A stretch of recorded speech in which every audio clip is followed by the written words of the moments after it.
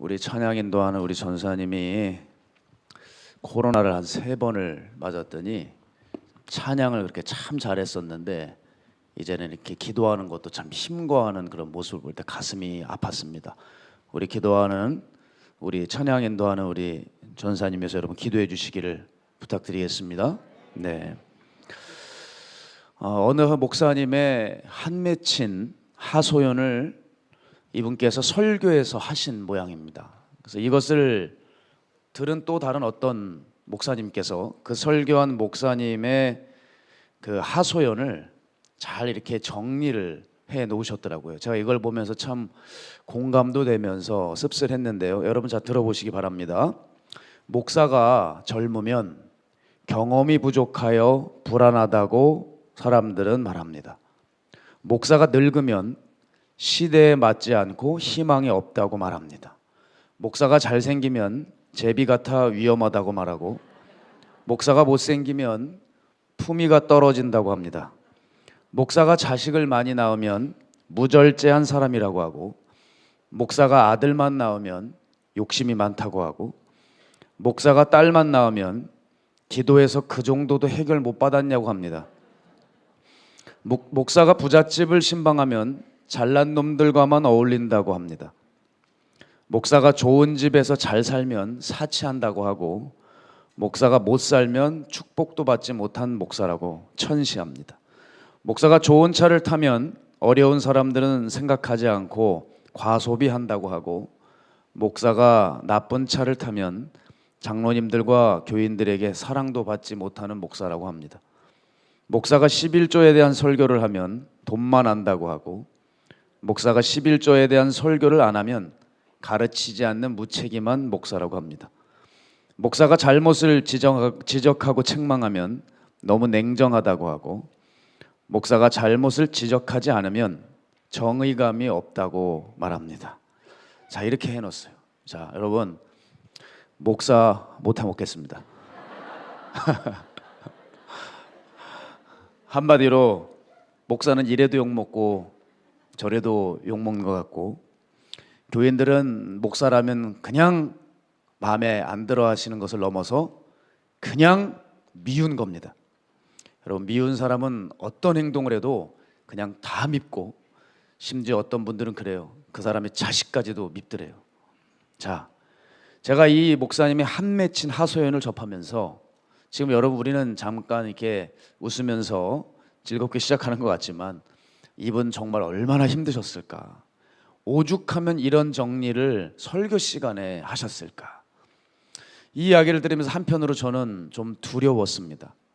왜냐하면 사람들의 말에 대해서 사람들이 모르고 있기 때문입니다.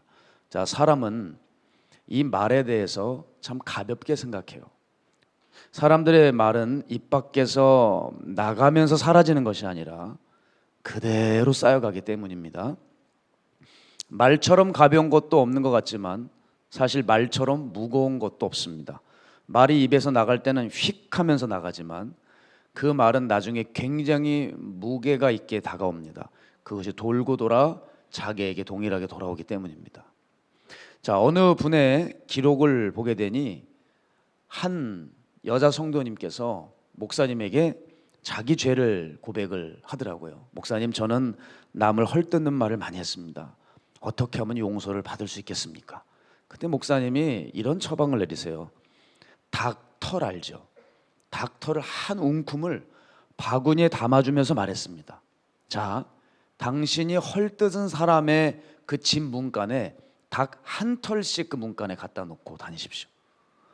그래서 이 여자는 워낙 많은 험담을 했던 여자라 닭털 한 움큼의 바구니를 정말 다 쓸 정도로 집을 돌아다니며 그 집 문간에 털 하나씩을 다 갖다 놓았습니다. 그리고 이제 이 여자 성도님은 목사님께 온 겁니다. 제가 다 그렇게 했습니다. 목사님이 다시 말씀하셨습니다. 자, 이번에는 그 문간에 넣었던 닭털들을 다 회수해 가져오십시오. 그래가지고 이 여자 성도님이 그 닭털을 놓았던 집마다 다 찾아다니면서 그 닭털을 회수하려고 이제 돌아다녔습니다. 시간이 한참 지나자 이 여자 성도님은 목사님께 돌아왔어요. 근데 아주 지치고 풀이 죽어서 돌아왔습니다. 그러면서 이 여자분은 목사님께 뭐라고 말했냐면, 목사님, 닭털이 바람에 다 날아가서 하나도 찾을 수가 없었습니다. 이때 목사님이 엄숙하게 이렇게 말했습니다. 동네방네 다니며 남의 험담을 하는 자매님의 말은 바로 그 닭털과 같습니다. 한 번 입에서 나온 말은 아무리 노력해도 주워 담을 수가 없습니다. 여러분, 다시 주워 담을 수 없을 정도로 무거운 것이 말이라는 거예요. 말은 가볍기도 하고 무겁기도 합니다. 그러나 이 말은 무거운 것을 넘어서 무서운 겁니다. 자, 만일 사람들의 말이, 여러분의 말이 돌지도 않고 누군가에게 들리지 않았다고 할지라도 한 분은 이것을 듣고 계십니다. 바로 전능하신 하나님입니다. 하나님의 마음에는 여러분의 말들이 차곡차곡 계속 쌓여 나가요. 그래서 이 말은 무서운 거라는 거예요. 마태복음 12장 36절에서 37절 보면, 내가 너희에게 이르노니 사람이 무슨 무익한 말을 하든지 심판날에 이에 대하여 신문을 받으리니 네 말로 의롭다함을 받고 네 말로 정죄함을 받으리라. 여러분이 무슨 말씀을 하시든지 그 심판날에 여러분이 했던 그 말 하나하나에 다 신문을 받는다는 거예요.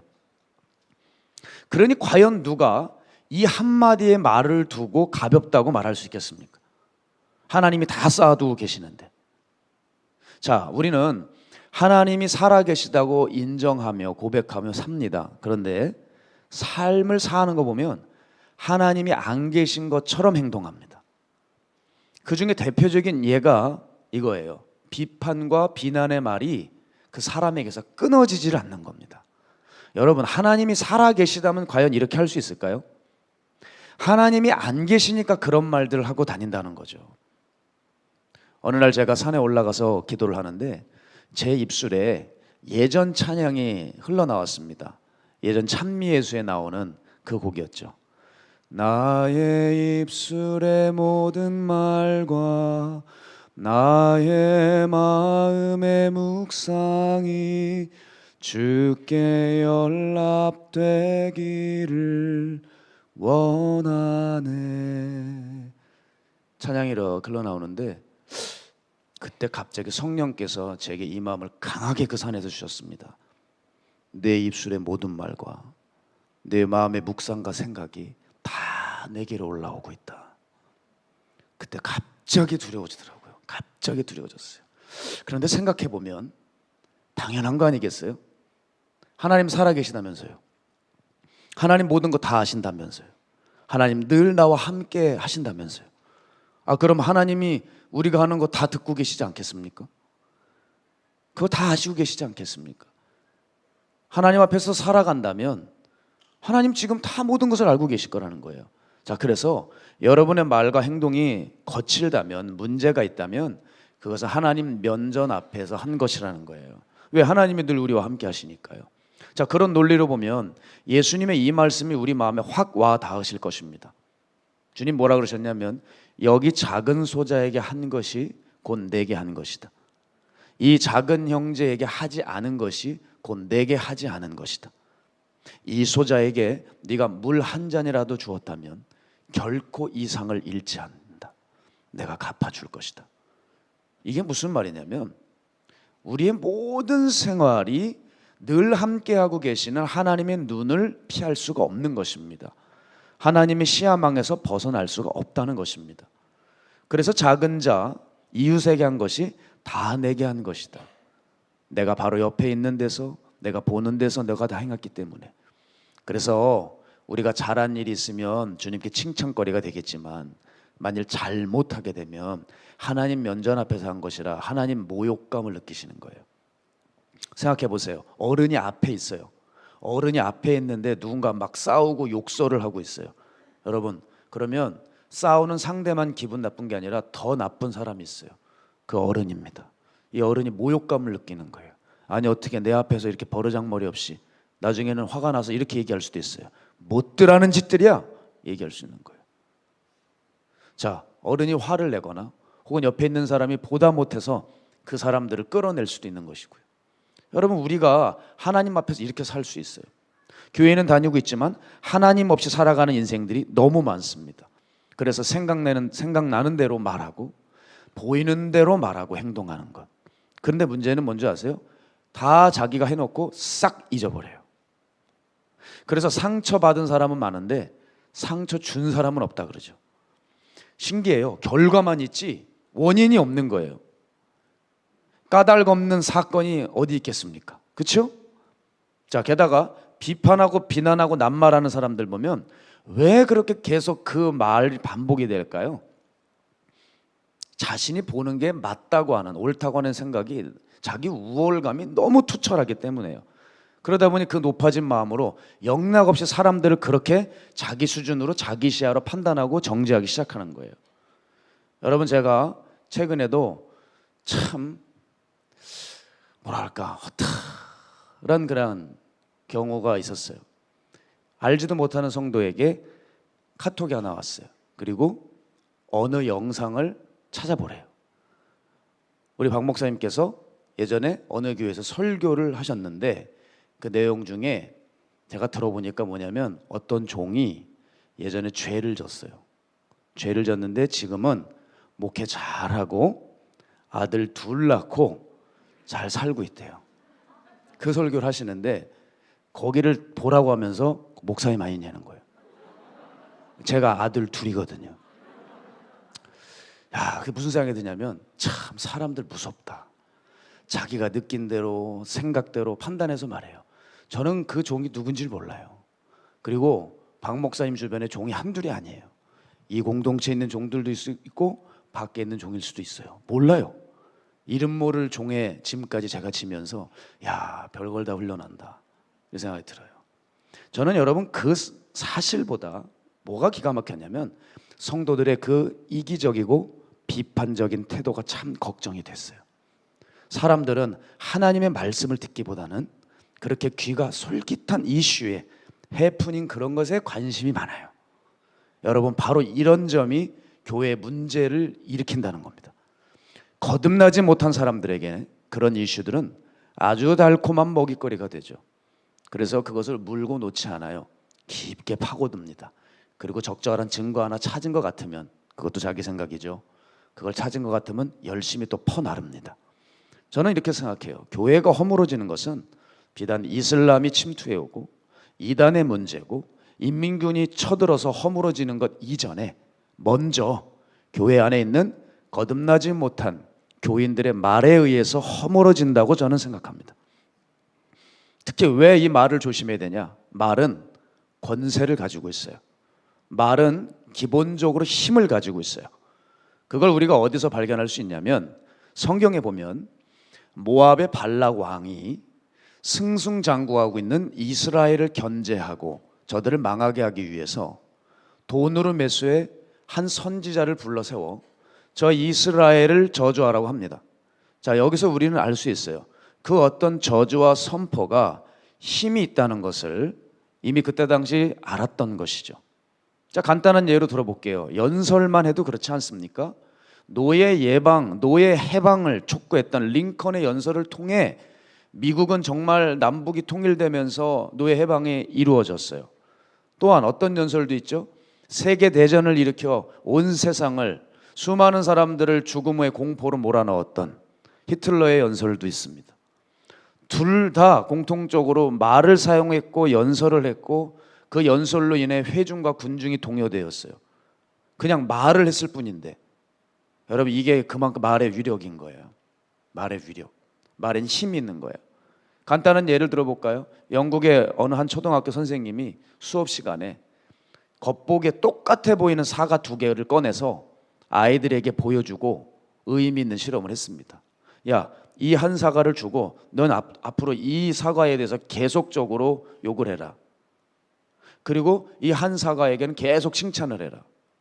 한 사과에 대해서는 야, 너는 되게 못생겼구나, 넌 진짜 맛도 없겠다, 네가 그러고도 사과냐? 뭐 계속 그러는 거예요. 하나는 넌 참 빛깔도 곱다, 내가 얼른 너를 베어먹고 싶다, 넌 정말 얼마나 영양가가 높은지 모른다. 계속 했어요. 시간이 지나서 뚝 갈라봤는데 깜짝 놀랐습니다. 정말 칭찬을 했던 사과는요, 처음 가져왔을 때보다 더 싱싱해졌고 악담을 퍼부었던 사과는 썩어 있었어요. 똑같은 때에 똑같은 사과를 가져왔는데, 여러분 이게 뭐냐면 말의 권세예요. 말의 권세. 그리고 구체적으로 살펴보면 말은 구속력을 가지고 있어요. 그러니까 쉽게 말해 말을 듣게 되면은요, 그 말은 그 사람을 생포합니다. 생포. 그래서 가두어둬요. 그 다음에 점점 서서히 죽여나가요. 말은 구속력을 가지고 있죠. 그래서 말의 선포가 중요한 거예요. 그래서 믿음의 선진들이 믿음의 말을 해라, 긍정의 말을 해라, 그렇게 얘기한 거예요. 그래서 여호수아 갈렙이 긍정의 말, 믿음의 말, 약속의 말을 했을 때 그는 살았지만 나머지들은 어떻게 됐어요? 불신의 말, 저주의 말을 하니 그 말대로 그 운명에 갇혀 죽고 만 것입니다. 관계적인 측면에서도 살펴볼까요? 사람이 심기가 불편하고 상처가 있을지라도 난 괜찮아, 난 다 이겨낼 수 있어, 이제는 행복할 거야, 나 잘 될 거야 하면 이상하죠. 정말 상황이 그렇게 풀려가요. 그리고 마음이 나아지고 회복되는 것을 느낍니다. 그런데 여러분 이런 경험 있으실 거예요. 화가 지금 막 치밀어 오르고 있을 때에 마음이 상해있고 힘들어도 입 밖으로 말을 꺼내지 않고 있으면 점차 사그러드는 경향이 있어요. 그런데 말을 꺼내놓는 순간 분노가 증폭하기 시작하죠. 이상하게 그 정도까지는 아니었는데 말을 하고 설명을 하면서 더 화가 나고 더 분이 나고 욕이 나오고 더 상처가 깊어지고 더 상황은 안 좋아지는 그 경험들 해보셨을 거예요. 그게 뭐냐? 말에는 권세가 있고 구속력을 가지고 있기 때문에 우리를 딱 가둬둬 버려요. 잠언 기자는 잠언 18장 21절에 이렇게 얘기합니다. 죽고 사는 것이 혀의 힘에 달렸으니 혀를 쓰기 좋아하는 자는 혀의 열매를 먹으리라. 죽고 사는 것이 혀의 힘에 달렸어요. 그러니까 사람들에게 만약에 무의식으로 뱉었건 아니면 작정하고 뱉었건 그 던진 말은 절대 허공치고 공중에서 사라지는 일이 없어요. 그 말은 반드시 좋든 나쁘든 영향을 미치고 만다는 거예요. 그래서 여러분 저는 이렇게 생각해요. 독한 말을 들을 때 무슨 마음이 드냐? 차라리 매를 때리지. 여러분 혹시 그런 경험 없으십니까? 독한 말을 듣느니 차라리 빠따 맞는 게 낫겠다. 그냥 말 없이 매 맞으면 그냥 내가 잘못했구나 인식하고 끝나는데 말에 맞으면 사람이 다시 일어나지를 못하고 주저앉게 만들어버리는 거예요. 그래서 말은 그 어떤 몽둥이보다 총칼보다 강합니다. 그런 의미에서 오늘 주일은 종려주일이에요. 예수님이 고난을 받으시기 위해서 예루살렘으로 입성하신 날이죠. 그때 사람들이 나귀 타고 오신 예수를 두고 호산나 호산나 찬양하며 다윗의 자손이라고 했어요. 그런데 시간 지나자 예수님에 대한 여론이 안 좋아지자 이들은 싹 돌아서서 험한 말로 십자가에 못 박으라고 합니다. 여러분 이걸 아셔야 돼요. 주님이 실제적으로 로마 최고의 사형틀인 십자가 저 나무에 못 박히시기 전에 주님은 이미 사람들의 말로 죽임을 당하셨어요. 여러분 그럼에도 그 비판의 말을 마땅하다고 보십니까? 여러분 비판을 아직도 그냥 단순히 말로 보십니까?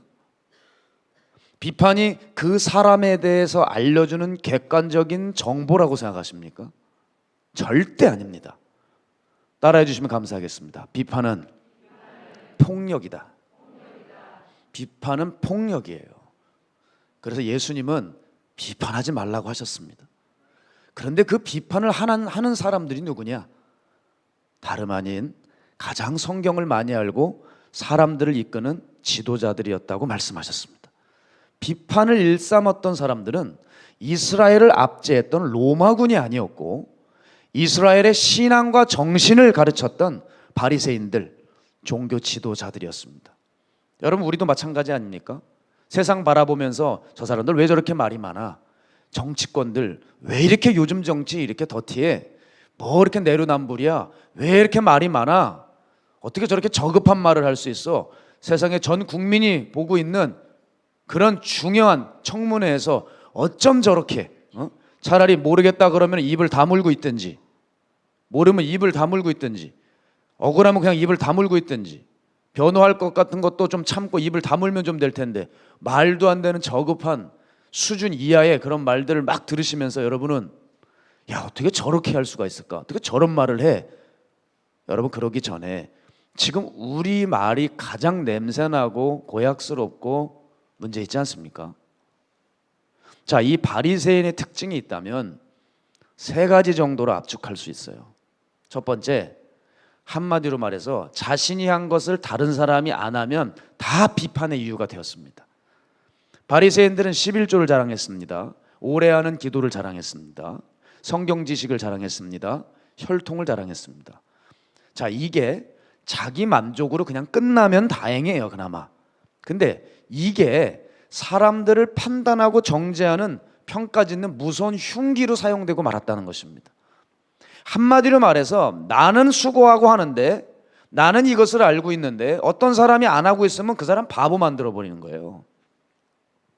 어느 사람이 11조를 안 해요, 기도를 제대로 안 해요, 성경을 몰라요, 비판하고 정죄해서 사람을 죽인 거예요. 제가 최근에도 비슷한 일이 있어서 한 지체를 불러서 아주 야단을 쳐놨습니다.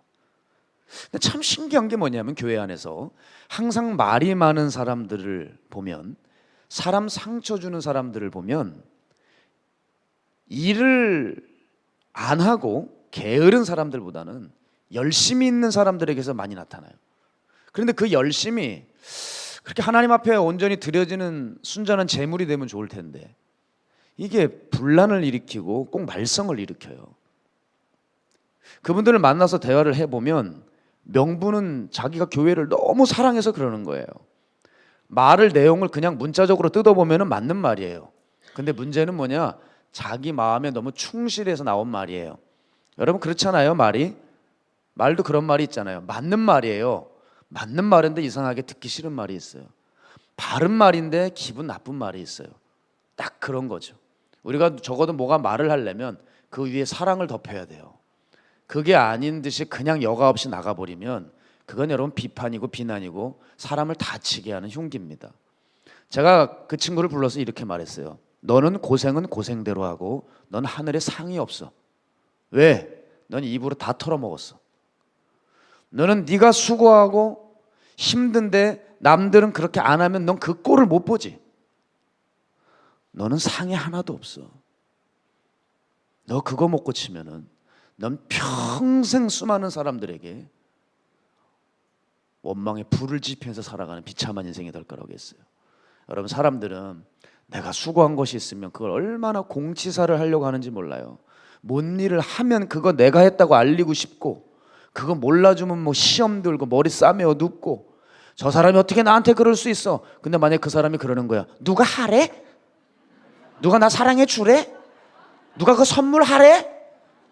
그럼 그때부터 집에 기둥이 있으면 그거라도 뽑을 정도의 분노에 휩싸이는 거죠.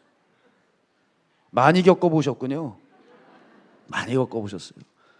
여러분, 자꾸 서운하고 섭섭하고 화나고 하시는 분들 있죠. 이 사람들에게 치명적인 것이 있어요. 하나님 앞에서 신앙생활을 한 게 아니라는 것입니다. 사람 앞에서 하는 것입니다. 그러니까 나 좀 알아주었으면 좋겠고, 나 좀 만나주었으면 좋겠고, 나 좀 인정해 줬으면 좋겠고, 이게 가득한 거예요. 여러분, 수고하고 애쓰고 말로 다 털어먹을 거면 아예 하질 마세요. 어차피 하늘에 가면 아무것도 없습니다. 남는 거 아무것도 없고, 오히려 말로 자기 영을 해치고 교회를 어지럽히고 사람들 상처 주는 것밖에 없어요. 자기 사랑을 챙기겠다고 사람 여러 죽여가며 교회 깨는 사람들 아직도 교회 안에 너무 많습니다, 여러분. 자, 두 번째, 바리새인의 특징은 질투의 화신이었어요. 예수님의 말씀과 사역이 역사가 일어나니까 어떻게 해요? 여러분, 누가 잘하는 사람이 있으면 정상적이면 어떻게 해야 되겠어요? 예? 가서 찾아서 만나고 물어보고 배워야죠.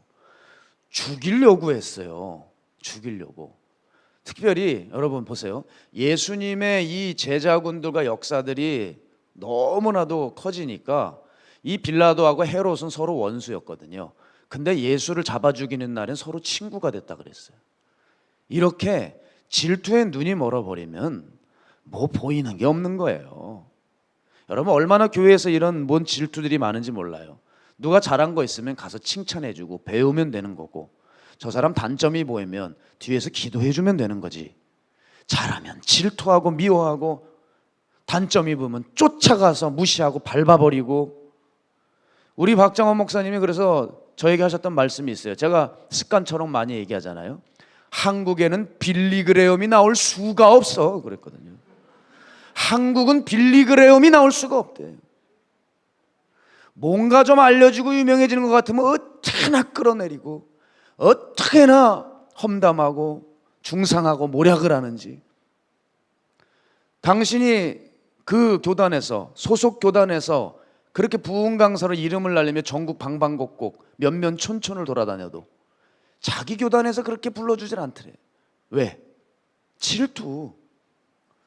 한국엔 빌리그레움이 나올 수가 없는 거예요. 사람을 키우지를 못해요.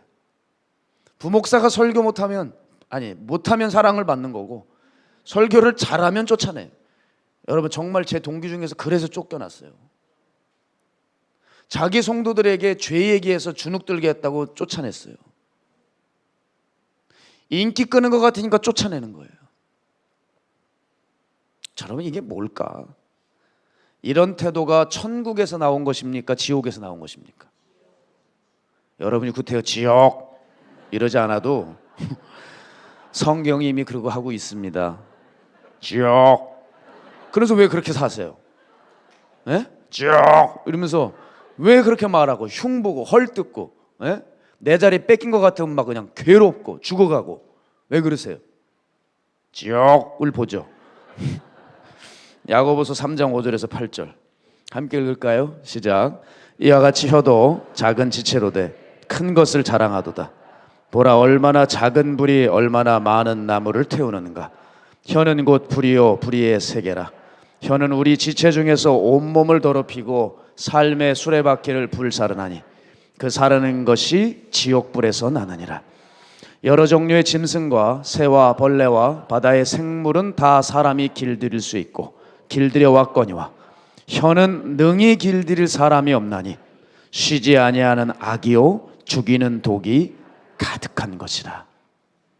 여러분, 우리의 말과 행실이 지옥에서 나온 것은 아닌지 두려운 마음으로 살펴봐야 돼요. 세 번째, 바리새인들의 특징은요, 사람들 겉모습을 보고 어떤 말이 나갈지 어떤 행동이 나갈지 판단했다는 거예요.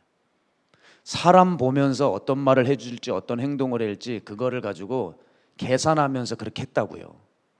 여러분, 저도 목사라 누워서 침 뱉기지만 정말 그렇게 행동하면 안 되시는 목회자들이 있어요. 교인 중에 좀 사는 사람들에게는 그렇게 친절하고 굽신대고, 좀 초라하고 못 사는 사람들에게는 그렇게 퉁명스럽고 무관심하고.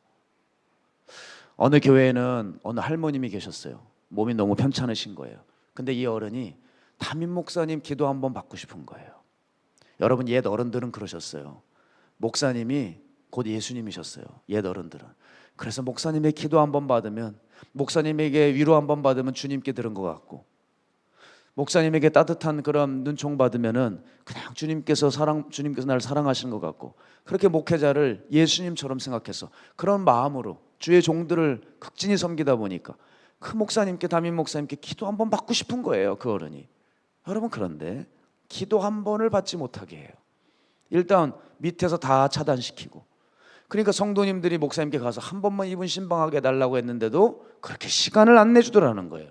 꼼짝도 안 하고 있다가 어느 교수집, 뭐 의사집 있는 사람들 신방해달라고 하면 거긴 냉큼 가가지고 하하하하 웃고 뭐 그냥 실컷 또 얻어먹고. 그런데 그 모습 보면은 막 웃고 호탕하고 인자한 게 그렇게 대인배 같을 수가 없는 거예요. 그런데 자기 눈에 보기에 아닌 것 같으면 무시하고 쳐다도 안 보고 대꾸도 안 하고. 여러분, 이거 바리새인이 이 짓을 했어요. 적어도 우리가 하나님 만난 사람이라면 공평하신 하나님을 찬양하면서 이렇게 해서 되겠습니까? 여러분, 몇 년 전에 어느 한 성도님과 통화를 하던 중에 제가 상담을 해드리는데, 여러분, 우시기 시작하는데 사람의 울음이 이렇게 가슴을 찌르는 건 처음이에요. 이제 더 이상은 고통을 당하는 것을 견딜 수가 없어. 이게 슬픔을 넘어 악에 바쳐서 우시는데, 여러분, 그 울부짖는 소리에 제 가슴이 찢어지고 제 가슴이 이렇게 미어 터지는 걸 넘어 분노가 나더라고요. 어떻게 이렇게 할 수 있을까? 여러분, 만약에 잘 사는 사람이 그렇게 울면 가슴 아프지 않았을 거예요. 근데 딱 봐도 초라해요. 아, 그냥 견적이 나오는 거예요. 또 무시하는구나, 또 함부로 하는구나. 이 사람들에게 어떻게 예수 믿는 사람들이 이렇게 살아갈 수 있을까? 쓱 보면서 괜찮은 사람들한테는 잘하고 아닌 것 같은 사람은 짓밟고, 이 사람이 울분이 터지는데 제가 이 성도님 아직도 잊지를 못해요. 그 울부짖는 소리를 와 우는데 이제는 그 사람들 보기가 힘들어 교회 가는 게 어려우시다고 하셨어요. 사랑하는 여러분, 하나님 살아계십니다. 사람 무시하고 깔보고 낱말하기 좋아하는 사람도 있는데 여러분 기억하세요. 그 사람이 하나님의 사람이면 어떡할래요? 초라하고 별 볼 일 없는 사람 같은데 주님이 너무나도 극진히 사랑하는, 너는 천국만 오면 내가 가장 높은 자리에 앉힐 그 사람인데, 여러분 그 사람의 겉만 보고 여러분을 판단하고 정죄하고 그 사람 죽이고 있으면 여러분 받을 죄는 얼마나 크겠습니까? 사람 함부로 판단하는 거 아니에요. 신실했던 정말 검증된 기도자의 말씀이 있었어요. 이분이 지옥을 다녀오셨어요. 지옥을 다녀왔는데 사람들이 이렇게 줄을 서 있는데 그 사람들 줄 선 앞에 뭐가 있느냐면 맷돌같이 생긴 장치가 있더래요. 근데 사람들이 순서에 따라 그 맷돌 앞에 서는데 그 맷돌이요, 입을 갈아버리더래요. 딱 입만 갈아버리는데 피가 튀고 입술 살점이 떨어져 나가고 치아가 날아가고 와 고통스럽게 비명을 지르는데 막을 수가 없대요. 손을 움직일 수 없대요. 그대로 당하는 끔찍한 상황입니다.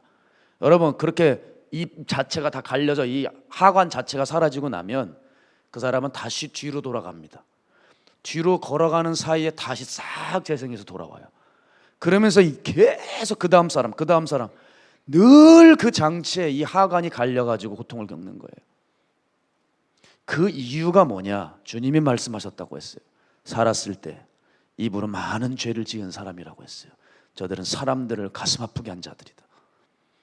저는 이 이야기를 듣는데 아주 일리가 있다고 생각했어요. 여러분, 입술로 남을 죽이고 짓밟은 그 입에 대한 심판 당연한 거죠. 당연한 거죠. 왜냐하면 여러분 세상 법정도 어느 누구에 대해서 말로 잘못 얘기하면 명예훼손죄라 그래서 처벌당해요. 여러분, 그런 세상 법정도 때로는 오류를 일으켜서 애꿎은 사람이 누명을 쓰고 억울하게 처벌을 받는 일이 생기거든요. 그런데 하나님 나라의 법정은요, 죄에 대한 처벌이 엄하고 분명한 것은 물론이고 무서운 게 뭔지 아십니까? 한치의 오차도 없어요. 빈틈도 없어요. 사람 앞에 와서는 변명하고 핑계대면서 내가 그때 그래서 이런 거예요 라면서 그 상황을 모면할 수 있겠지만, 하나님 앞에 서게 되면 여러분 빈틈 오차도 없이 주님이 그대로 다 보셨기 때문에 주님의 법대로 심판에 처하신다는 거예요. 제가 주변에도 입만 열면 남욕하고 도무지 마음에 드는 사람이 없어요. 이 사람은 태생 자체가 비판을 해서 도대체 이 비판이 언제 끝날까? 아, 죽을 때가 되면 끝나겠구나. 아, 죽어서야 끝나겠구나. 그러나 죽어서 끝나서 죄값을 안 받으면 모르겠는데 죽고 나서는 어마어마한 형벌이 기다리고 있어요. 여러분, 저는 정말 두려워요. 이런 사람들이요, 한번 어쩌다가 말을 내가 좀 심하게 하는구나, 절제해야지 하는 사람이 있어요. 그리고 어떤 설교를 듣고 깨달아 좀 고쳐야지 하는 경우가 있어요. 그래서 한동안 좀 괜찮아진 것 같아요. 그런데 시간 지나잖아요, 그대로 다시 돌아가 있어요. 신앙 시간 지나면 또 자기가 일어나 있고 또 일어나 있어요. 그 기질, 그 본성이 바뀌지 않는 한 이게 예배를 드리고 성령의 불이 떨어지고 바람이 불어도 소용이 없더라는 거예요. 저는 그런 사람들이 교회를 다니고 예배 빠지지 않는 걸 잘 알고 있습니다. 근데 그런 사람들 볼 때마다 가슴이 철렁철렁 내려앉아요. 왜냐하면 제가 지금까지 목회하면서 그렇게 길게 하진 않았습니다. 어른들도 계시니까요. 그러나 지금까지 보면서 여러분 기억하셔야 돼요. 입술의 범죄를 멈추지 않은 사람들의 최후는 다 비참했어요. 그 사람들 얘기 들어보면 그럴싸하거든요. 왜? 말을 잘하니까. 그런데 그 끝이 너무나도 안 좋아요. 사랑하는 여러분, 우리는 정말 말 조심해야 됩니다. 누구를 비판하고 판단하기 이전에 여러분 주님의 면전 앞에서 한다는 것, 주님의 현존 앞에서 한다는 것 기억하셔야 돼요. 따라서 이제 말을 우리가 거둬야 되는데 중요한 세 가지 이유가 있어요. 제가 짧게 말씀드리겠습니다. 첫 번째는요, 여러분 비판을 멈추지 않으면 하나님이 여러분에게 베푸셨던 용서가 취소될 수 있어요. 마태복음 18장에 보면 1만 달란트 탕감받은 종이 자기에게 100데나리온 빚진 자를 탕감해 주지 않고 그를 감옥에 집어넣습니다. 여러분 이거를 채무적으로 따져보면 1만 달란트와 100데나리온은 얼마나 차이가 있는지 아세요? 60만 배입니다. 이 1만 달란트를 탕감받았다는 것은 천문학적 숫자고 100데나리온은 하루 일삭이에요. 비교가 안 되는 금액을 탕감받았는데 그는 그 작은 금액을 빚진 그를 용서하지 않고 감옥에 집어넣었어요. 자, 이럴 때 주인이 뭐라 그러죠? 화가 나서 탕감 취소 그랬습니다. 탕감받은 거 취소 그랬다고요. 근데 그 탕감이라고 하는 탕감받는 것이라고 하는 취소했다는 그것을 헬라어 원어로 찾아보면 이게 채무 관계의 용어가 아니라 구원과 관계된 용어예요. 내가 너 구원 취소하겠다는 거예요. 내가 너 용서 베풀고 은혜 베풀어 준 거 거두어 가겠다는 거예요. 굉장히 무서운 말이죠. 그런 의미에서 여러분 마태복음 7장 1절에서 2절은요 단순히 비판하고 말조심하라는 정도가 아닙니다. 잘 들어보세요. 마태복음 7장 1절에서 2절 비판을 받지 아니하려거든 비판하지 말라. 너희가 비판하는 그 비판으로 너희가 비판을 받을 것이요 너희가 헤아리는 그 헤아림으로 너희가 헤아림을 받을 것이니라. 이게 무슨 말이냐면 내 비판이 도리어 너를 비판하고 네가 사람에 대한 그 판결로 네가 판결을 당할 것이다. 네가 사람 죽였지? 너도 죽을 것이다. 단순히 비판을 하게 되면 네게 마치 부메랑처럼 돌아오는 것이라고 그렇게 단순하게 여기지 말라는 거예요. 그 정도가 아니라 네가 죄를 졌으면 그 죄 네가 고스란히 받을 거야. 그 정도가 아니라 네가 비판한 것을 거두지 않는다면, 네 정죄와 판단을 거두지 않는다면 네 용서받은 것이 취소될 수 있다는 무서운 말씀입니다. 마태복음 5장 22절을 봐도요 나는 너희에게 이르노니 형제에게 노하는 자마다 심판을 받게 되고 형제를 대하여 라가라 하는 자는 공회에 잡혀가게 되고 미련한 놈이라는 자는 지옥불에 들어가게 되리라. 형제의 욕한 그 자체가 지옥불에 들어간다고요. 용서 취소입니다. 그럼에도 왜 사람들은 멈추지 못할까요? 마지막 때라서 더 그렇습니다. 실은 마지막 때라서 더 그래요. 가면 갈수록 많은 사람들의 마음 안에 사랑이 식어지고 자기 중심적으로 삶을 살아간다고 성경은 곳곳에서 예언하고 있습니다. 자, 마지막 때는 사람들이 자기 귀에 듣기 좋아하는 것을 듣는 시대라 예수님의 말씀이 들리질 않는데 마지막 시대에 교회를 살아가고 있는 교인들도 동일합니다. 마지막 시대에 강력하게 사탄의 영들이 돌아다녀서 사탄이 자기 때를 알고 지옥의 무적행으로 들어갈 때를 알아 최대한 있는 힘껏 같이 사람들을 데리고 지옥을 데려가려고 하기 때문에 마지막 때 이미 마귀는 교회에 침투한 지 이미 오래되었고요. 더 이상 사람들이 예수님의 온전한 말씀을 듣는 것에 대해서 굉장히 힘들어하고 자기가 듣기 좋아하는 말씀만 원하는 말씀만 골라 듣는 시대가 이 시대입니다.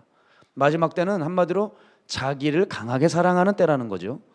디모데후서 3장 1절에서 4절 보십시오. 우리 함께 읽을까요? 시작. 너는 이것을 알라. 말세에 고통하는 때가 이르러 사람들이 자기를 사랑하며 돈을 사랑하며 자랑하며 교만하며 비방하며 부모를 거역하며 감사하지 아니하며 거룩하지 아니하며 무정하며 원통함을 풀지 아니하며 모함하며 절제하지 못하며 사나우며 선한 것을 좋아하지 아니하며 배신하며 조급하며 자만하며 쾌락을 사랑하기를 하나님 사랑하는 것보다 더하며. 이 구절을 보는데 저는 이런 생각이 들어요. 야, 그렇구나. 말세에 고통하는 때 사람들에게서 나타나는 속성이 사탄의 속성과 일치하는구나. 자기 사랑, 비방, 험담, 모함. 그죠? 사탄은 별명이 있어요. 참소하는 자, 중상하는 자. 주님은 화평케 하는 자가 복이 있다 하셨어요. 사탄은 분열을 일으키고 이간질시키는 자입니다. 근데 지금 사람들이 점점 마귀처럼 변해가고 있어요. 마귀의 습성, 마귀의 기쁨, 마귀의 스타일로 살아가고 있어요. 여러분, 우리 삶에서 여전히 비판과 중상을 그치기 힘드십니까? 기억하셔야 됩니다. 여러분 안에 귀신이 점점 여러분을 사로잡아가고 있는 것입니다. 그렇게 귀신이 붙들고 있는 그가 어떻게 온전하게 구원을 받겠습니까, 여러분? 점점 나는 구원과는 멀어진 사람이 되어가고 있는 거예요. 내 입술은 성경과 거룩한 말 따위로 사람을 규정하고 평가하고 교회들을 어찌 진단하고 이러고 있지만, 그러나 그 마음 안에 사랑이 없는 채로 계속 떠드는 그 말은 이미 귀신이 붙들고 있는 것이라. 그는 점점 오히려 앞서가는 것 같고 서 있는 자 같으나 뒤로 처진 자요 버려진 자로 죽어가고 있다는 것을 아셔야 됩니다. 다시 말씀드리지만 단순히 비판은 부메랑과 같아서 내가 누구 욕하면 이상하게 그 욕이 내게 돌아온다, 그 차원이 아니라 주님 내게 베푸신 용서, 구원이 취소될 수 있습니다. 그래서 우리가 예배 때마다 늘 암송하며 기도하는 게 뭐예요? 주님의 기도 아닙니까? 그 주님의 기도 내용 중에 정말 잘 기억하셔야 될 것이 있어요. 우리가 우리에게 죄 지은 자를 사하여 준 것 같이 우리의 죄를 사하여 주옵시고. 성경은 이거를 이렇게 순서를 이렇게 정했어요. 네가 너에게 죄 지은 자를 용서하면 내가 너를 용서하겠다. 이거를 전제했어요. 여러분, 이게 무슨 말이에요? 네가 남에 대한 정죄를 거두지 않으면 나도 너에 대한 정죄를 결단코 풀지 않겠다. 무서운 말씀입니다. 우리 사랑하는 마가야다락방 교회 어머님이신 박현식 전사님, 제가 늘 이제 교제를 하다 보니 여러 가지 당신이 걸어오신 길들을, 간증들을, 여러 가지 에피소드들을 말씀해 주셨어요. 예전에 계시던 교회에서 그 교회가 두 패로 갈라졌답니다. 부목사 편과 담임 목사님 편, 이렇게 된 거예요. 근데 우리 전사님은 담임 목사님을 지키는 편에 계셨어요. 부목사님 쪽의 편은 정말 말도 안 되는 세상 사람들이었다고 하시더라고요.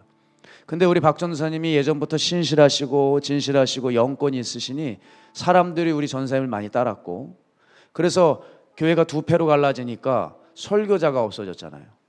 그러다 보니 박 전사님께 설교를 해달라고 부탁을 한 거예요. 그래서 너무 괴로우셨지만 당신이 이 교회를 지키기 위해서 자신을 따르는 사람들, 담임 목사님을 지키고 사랑하는, 교회를 지키려고 하는 그 사람들에게 하나님의 말씀을 증거하게 된 겁니다. 근데 꼭 교회 안에 어떤 영이 임해요? 질투의 영이 임하죠. 반대쪽에 있는 사람들이 전 목사도 아닌데 신학 공부도 하지도 않은 사람이 뭔 하나님의 말씀을 전해, 이게 분노가 가득 찬 거예요. 분노가 가득 찬 거예요. 박 전도사님이 성경을 뺏어가지고 막 패대기를 치기도 하고, 너무 그냥 분에 차가지고 아주 매 주일 때마다 박 전도사님 앞에서 하나님 말씀 증거하면 막 괴로워하는 거예요. 여러분, 근데요, 그거를 넘어서자 따지러 욕설을 퍼부려고 박 전도사님 집을 알아내서 거길 찾아가셨어요. 찾아가서 문을 열어달라고 그냥 막 문을 두들기는데 문을 시어머님께서 열어주시질 않았답니다. 집 밖에서 그냥 자기 그냥 쌓여있는 모든 것들을 그냥 욕설을 다 해버리고 행패를 부리고 집으로 탁 돌아가는데, 돌아가는 길에 차에 쳐서 즉사하셨대요. 앞으로 제가 이런 이야기들 많이 해드리려고 해요. 그때 박 전사님이 저에게 하셨던 말씀, 하나님이 그렇게 무섭더래요. 정말 하나님 살아계시더래요. 교회를 깨는 자들, 말로 교회를 깨는 자들, 이간질 시키는 자들, 분열하는 자들, 그때 하나님께서 한참 쌓아두고 계시다가 심판을 집행을 하시는데, 그날 그렇게 그 거리에서 차에 쳐 그대로 즉사했대요. 권사님이었습니다. 여러분, 권사님. 하나님께서 내 편 되어 주시는 것을 나는 많이 경험했어요. 저는 그 말씀을 들었어요. 여러분, 제가 잠깐 말씀드렸죠, 아까도. 왜 하필 건드려도 하나님 마음에 있는 교회를 건듭니까? 왜 하나님 마음에 드는 종을 건듭니까? 하나님의 사람을 건드니 그 정죄가 얼마나 크겠습니까? 성경에 여기 나와 있어요. 누이 미리암이 모세가 굿수 여인을 취한 것을 못마땅히 여겨 모세 앞에 가서 막 항해하고 욕설을 퍼붓자 하나님께서 진노하셔서 미리암의 이마에 나병을 바라게 하셨던 것처럼, 여러분이 말하고 비판하는 그 사람이 하나님 마음 안에 든 사랑받는 사람이라면 여러분 그 죄값을 어떻게 치르려고 하냐, 이 말입니다. 조심해야 돼요. 여러분은 또 오늘 누구를 내 입에 올리려고 합니까? 또 누구를 비판하려고 합니까? 또 누구를 말로 죽이려고 합니까? 그러기에 주님은 우리에게 살 길 한 가지를 오늘 본문에 말씀하시는 거예요. 네 눈에 들보를 보라고. 즉 네가 들보 죄인인 것을 알아야 된다고. 남들은 T죄인이야, 너는 들보 죄인이야. 이 인식을 갖지 않고 있는 한 너는 계속 더러운 물과 같은 더러운 말들을 쏟아내 교회를 깨는 자가 될 것이라는 거예요. 여러분, 구원은 바로 여기서 나는 거예요. 내가 들보가 내 눈 안에 있다. 내가 들보 죄인이다. 나는 죄인 중에 괴수다. 나는 누구보다도 하나님 앞에 정말 부끄러운 죄인이다. 여러분, 이 선언과 그것에 대한 뼈저린 깨달음이 있을 때만이 구원은 바로 거기서 시작됩니다. 죄의 자각을 통해서 구원은 시작되는 것입니다. 여러분, 그 사람에게 소망은 생기는 것입니다. 지금까지 성도님들이 이렇게 들보 죄인으로 살았다면 어떻게 교회가 이렇게 혼란스러울 수가 있고, 어떻게 이단들이 판을 치고, 어떻게 세속화가 밀려오고, 어떻게 세상 사람들이 우리 교회를 짓밟고, 어떻게 교회가 카페가 될 수 있겠습니까?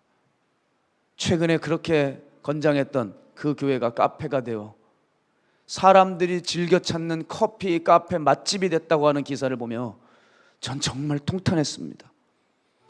그리고 그렇게 멀쩡했던 교회가 서로 교인들끼리 헐뜯고 싸우다가 교회가 분열되어 교회를 매각하게 됐고, 이단이 그거를 통째로 가져가고, 도대체 이게 왜 이런 일이 벌어질까요? 여러분, 내가 들보 죄인이라는 것을 모르기 때문입니다. 예전에 제가 처음 종으로 부름받았을 때 마가야 다락방에서 정말 많이 울었어요. 정말 1년 내내 제 안에서 이렇게 눈물이 많이 나올까, 회개하며 하나님 앞에 가슴 치며 살았던 때가 있어요. 정말 하나님 앞에서 진실하고 싶었어요. 그때 당시 제 안에 어떤 증상이 있는 줄 아세요?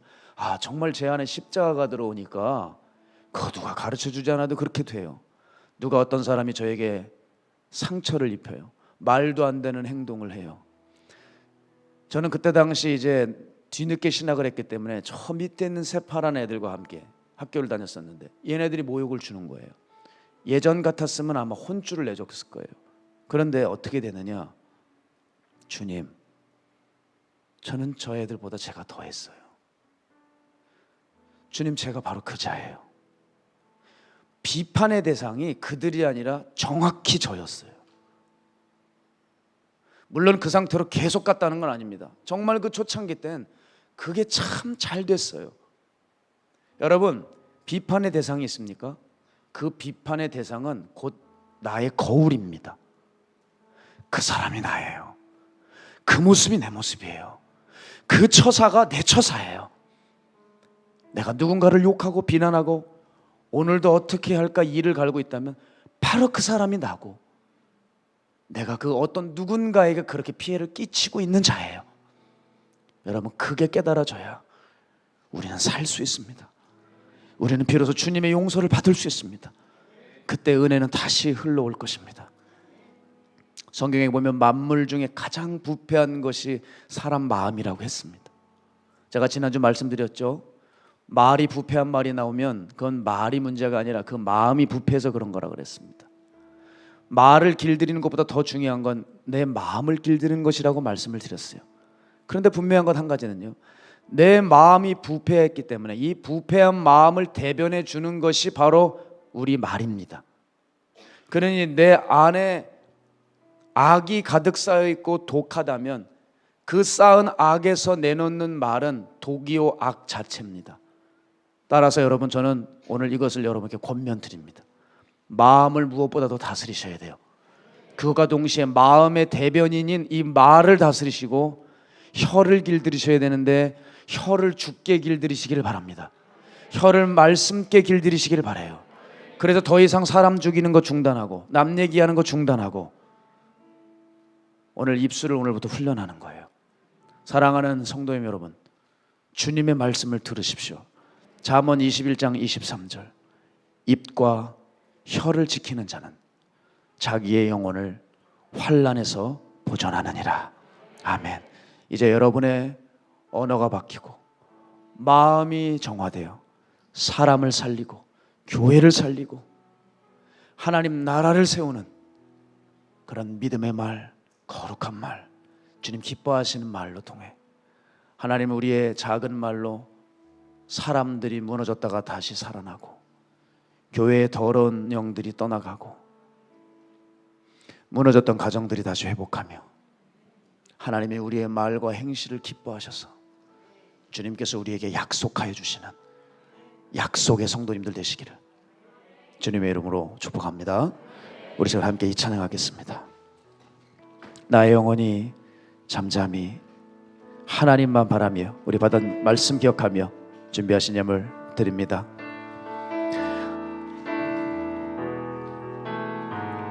나의 영혼이 잠잠히 하나님만 바라며, 나의 구원이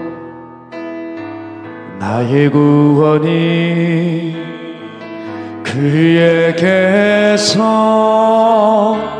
나는 도다. 나의 영혼이 간절히, 나의 영혼이 간절히 여호와를 갈망하며, 나의 입술이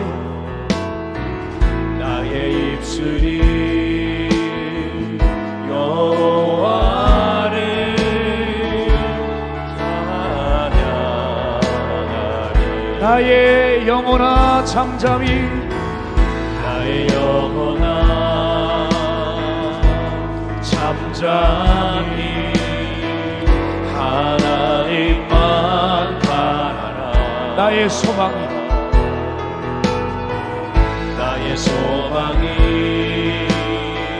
저에게서 나는 도다.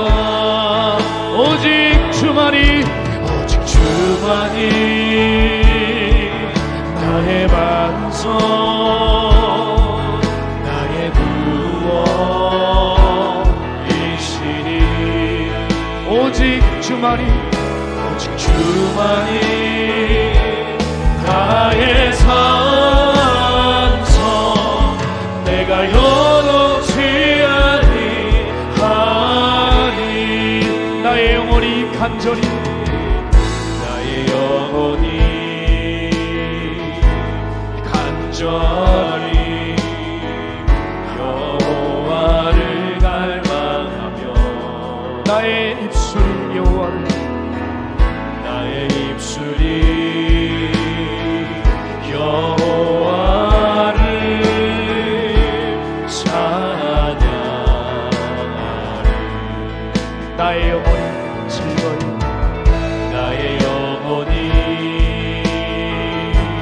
즐거이 여호와를 따르니. 나의 평생에 여호와를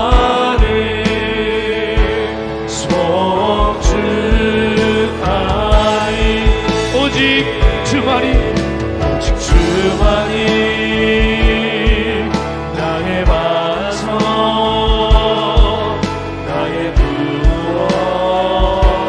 구원이시니.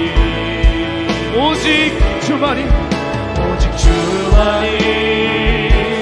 나의 산성, 내가 여동치 아니하리. 오직 주만이 나의 반석, 나의 구원이시니.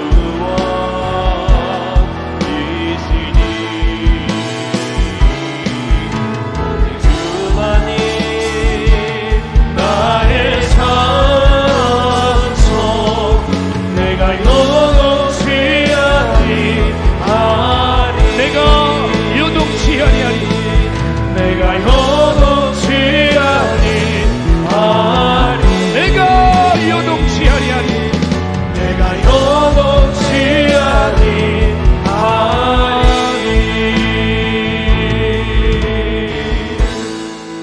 기도하겠습니다.